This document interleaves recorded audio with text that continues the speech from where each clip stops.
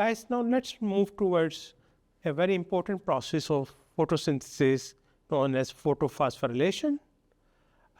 Photosynthesis is a process in which light, as the name shows also, in which light energy of the sun is utilized for the formation of ATP.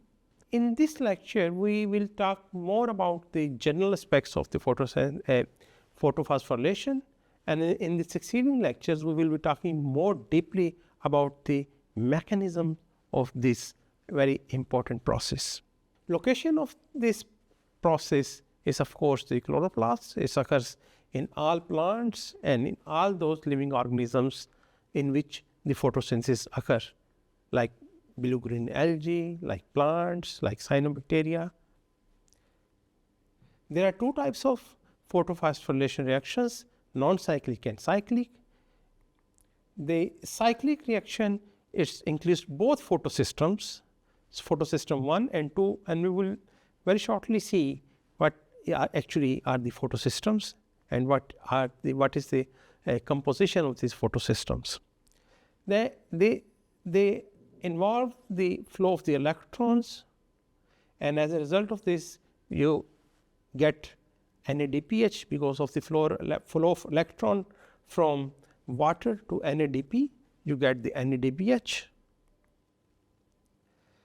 and eventually you get energy in the form of ATP.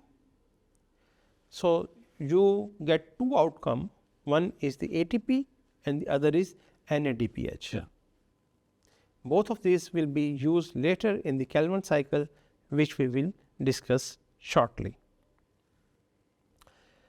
Photosystem 2 is the one in which we would say the non-cyclic phosphorylation reaction takes place. It excites the electrons, as is the case with whenever you want to get energy by the movement of the electrons. It excites the electron to a higher energy level.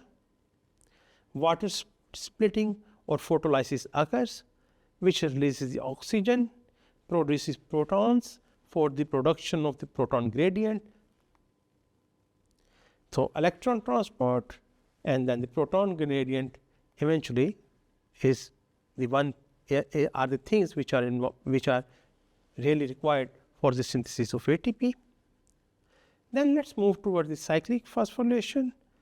It involves only photosystem 1. So non-cyclic phosphorylation involves both photosystem 1 and 2, while the cyclic one only involves the photosystem 1.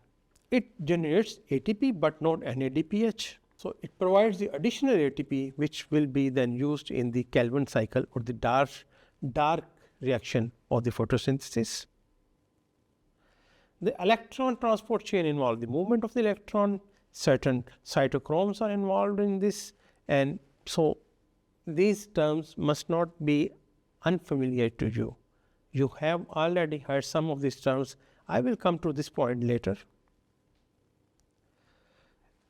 As a result of electron transportation, then the proton gradient is also generated because of the movement of protons, and this proton gradient then is utilized in the formation of ATP. Then there is an enzyme which, again the name of the enzyme ATP synthase. It shouldn't be strange to you. And this production of ATP from the process of this, what we say the proton gradient, is known as chemiosmosis. I mean, you must be familiar with these terms. We will really devote a real time to this, that the similarity between photosynthesis and the electron transport chain you have already seen in mitochondria.